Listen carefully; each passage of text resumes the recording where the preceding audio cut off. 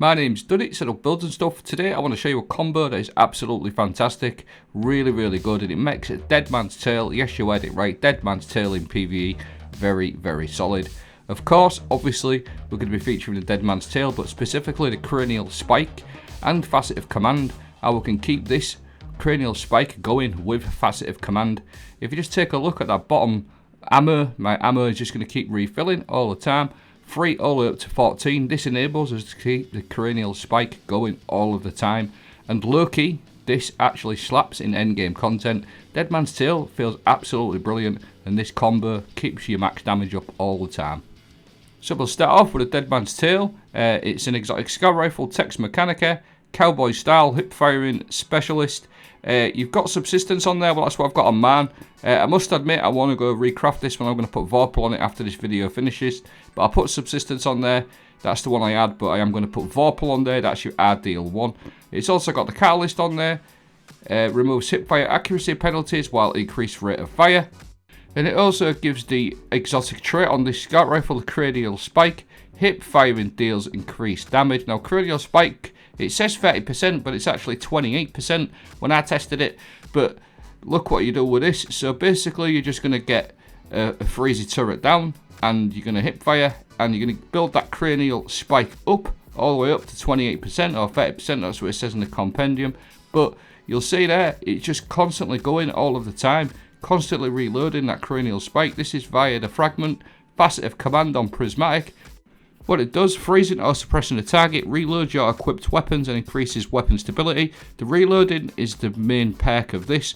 Defeating frozen or suppressed targets creates a stasis shard or avoid breach. It's got a cooldown of about 9 seconds, you'll see it pop up, facet of command. But basically, if you just keep an eye on this ammo, it's going to reload your dead man's tail or any weapon, but dead man's tail specifically, because you're going to get your cranial spike up to 5 quite easily by hip firing. And the facet of command is going to kick in and just keep reloading that scout rifle. Obviously you want to be pairing it up with something like Bleak Watcher, where you can hold and convert your grenade to convert it into a stasis turret. This will just keep applying the freeze all of the time. And again, I just want to show you it working, how good it is. So you can imagine, dead man's tail is obviously an exotic scout rifle. It's anti-barrier this season as well, and it's just going to keep reloading all of the time, and you're going to keep that cranial spike up, and it absolutely destroys champions, unstoppable and barrier. To pair with your Bleak Watcher, we've got the new Rime-Coat Raiment exotic. There's been quite a lot of builds on that, including one from myself. You've also got Osmiomancy gloves, where you're going to get double freezy grenades. So either one of these, the Bleak Watcher is an excellent choice, but you can just see how good this is just for like champions. Now you've got to bear in mind, it is a primary ammo weapon, kinetic weapon. So you've got literally ammo for days. You never have to worry about ammo, and it does really destroy enemies even without anything going on. It, like I said in the beginning of the video, it low-key kind of slaps just on its own, just getting that ×3, ×4. I was really surprised and impressed how good Dead Man's Tail actually feels in PvE now. It is absolutely great, and you see here these sort of endgame-ish enemies in a GM level now. This is GM clips I'm going to show you now against barriers. So how does it fare up in a GM? Well, it's absolutely brilliant. You'll see there again.